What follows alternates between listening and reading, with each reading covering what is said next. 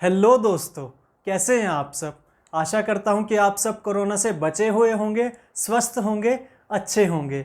स्वागत करता हूं मैथ्स मंत्रा बाय विजय की नई वीडियो में।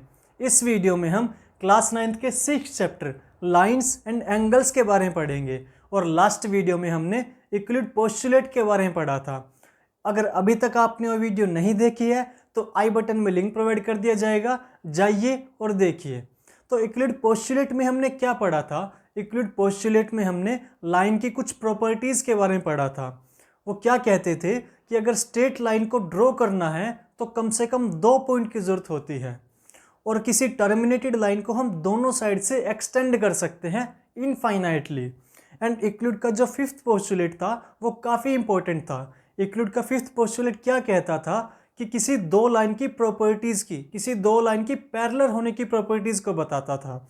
तो उसी को कंटिन्यू करते हुए इस चैप्टर में हम कुछ एंगल्स के बारे में पढ़ेंगे कि अगर दो पैरेलल लाइन को अगर एक लाइन कट करके जाती है तो कौन कौन से एंगल ड्रॉ होते हैं, उनको क्या कहते हैं, उनकी कुछ प्रॉपर्टीज़ के बारे में पढ़ेंगे। तो ये सब करने से पहले तो हम कुछ बेसिक टर्म्स के बारे में पढ़ लेते हैं, जैसे कि लाइन सेगमेंट किसे कहते हैं, रे किसे कहते हैं, या फिर लाइन किसे कहते हैं।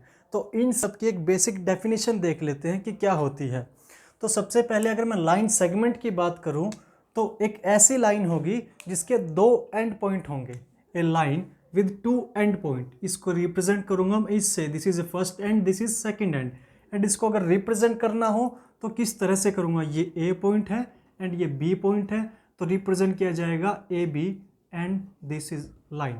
ठीक है, तो ये लाइन सेगमेंट की रिप्रेजेंटेशन होगी। अगर रे की बात करूं, a part of a line with 1 एंड, लाइन का वो पार्ट जिसमें सिर्फ एक एंड हो। अगर मैं इसको यहाँ से डिवाइड कर दूँ, ठीक है, तो देखिए ये वाला जो पार्ट बन गया, यहाँ पर एक एंड पॉइंट है, दूसरा एंड पॉइंट नहीं गिवन है। अगर इस वाली लाइन की बात करूँ तो एक एंड है, यहाँ पर एंड नहीं है। तो एक ऐसी लाइन जिसका सिर्फ 1 एंड पॉइंट होगा और इसको रिप्रेजेंट किस तरह से किया जाएगा, ए बी। अब मान लीजिए ये ए पॉइंट है, ये बी पॉइंट है, तो A B and this is arrow. ठीक है, और लाइन की अगर बात करें तो एक ऐसी लाइन होगी जिसका कोई भी एंड पॉइंट नहीं होगा। ठीक है, तो ये यहाँ भी जा सकती है और यहाँ भी, तो ये रिप्रेजेंट किया जाएगा इससे, ए बी दिस, ये ए एंड ये बी। ठीक है, तो ये होगी हमारी लाइन। उसके बाद है कोलिनियर पॉइंट। तो कोलिनियर पॉइंट किसे कहते हैं, देखिए इसके नाम से ही क्लियर हो रहा है कि कोलिनियर पॉइंट किसे कहते हैं। को का मतलब होता है सेम, ठीक है, एंड लीनियर का मतलब होगा लाइन, वो पॉइंट जो सेम लाइन के अंदर प्रेजेंट हो। अब मान लीजिए एक लाइन है, एक पॉइंट यहाँ प्रेजेंट है ए एंड एक पॉइंट यहाँ प्रेजेंट है बी, एक पॉइंट यहाँ प्रेजेंट है सी, तो मैं कहूँगा A B C are collinear point. ये तीनों के तीनों पॉइंट एक ही लाइन के अंदर प्रेजेंट है, सेम लाइन में प्रेजेंट है, तो ऐसे पॉइंट का मैं बोलूँगा कोलिनियर पॉइंट।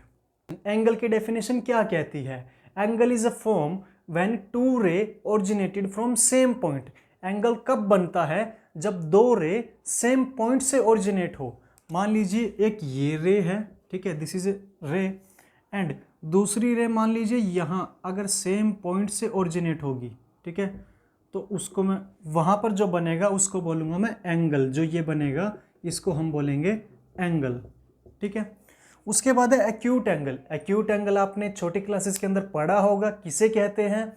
एक्यूट एंगल होगा जो 90 डिग्री से छोटा होगा एंड 0 से बड़ा होगा।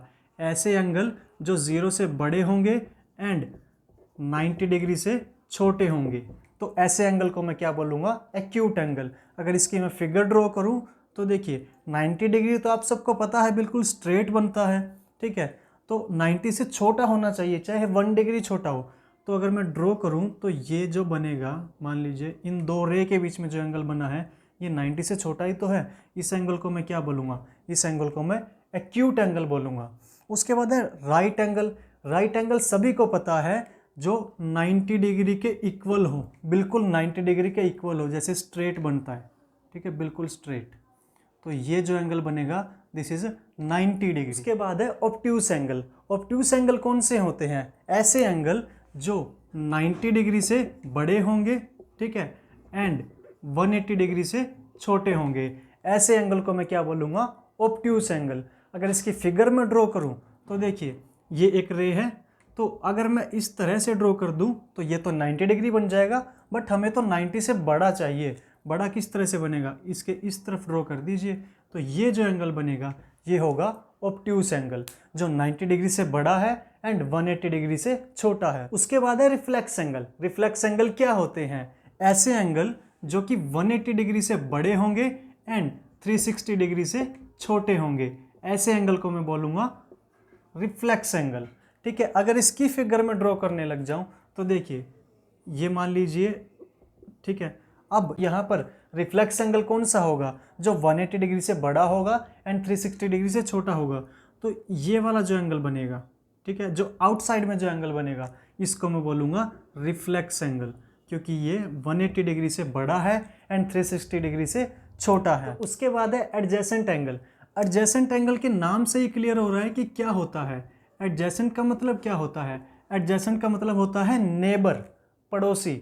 ठीक है, तो पड़ोसी एंगल को मैं बोलूँगा एडजेसेंट एंगल। मान लीजिए ये एक लाइन है, ठीक है, तो यहाँ से मैंने कोई अगर एंगल ड्रॉ किया इस तरह से, तो ये जो एंगल बनेगा एंगल 1 एंड ये जो एंगल बनेगा एंगल 2, तो मैं बोलूँगा angle 1 and angle 2 are adjacent angle, क्योंकि ये दोनों एंगल बिल्कुल पड़ोस में है, बिल्कुल एक साथ है। ठीक है, लास्ट है linear pair of angle. Linear pair of angle किसको बोलूँगा, ऐसे एडजेसेंट एंगल जिनका सम, ऐसे एडजेसेंट एंगल जिनका सम 180 डिग्री के इक्वल आ जाए। तो देखिए ये वाले जो हैं, ये तो मैंने जो फिगर ड्रॉ की है इनमें तो 180 डिग्री आ रहा है, बट एडजेसेंट एंगल तो ऐसे भी बन सकते हैं।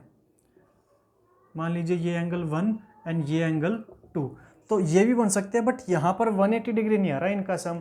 ठीक है, तो ऐसे एडजेसेंट एंगल, ऐसे पड़ोसी एंगल होंगे जिनका सम 180 डिग्री के इक्वल होगा, ऐसे एंगल को मैं लीनियर पेयर एंगल बोलूँगा। ठीक है, तो आज की वीडियो में इतना ही, बाकी हम कल करते हैं। Thank you. Please like, share and subscribe.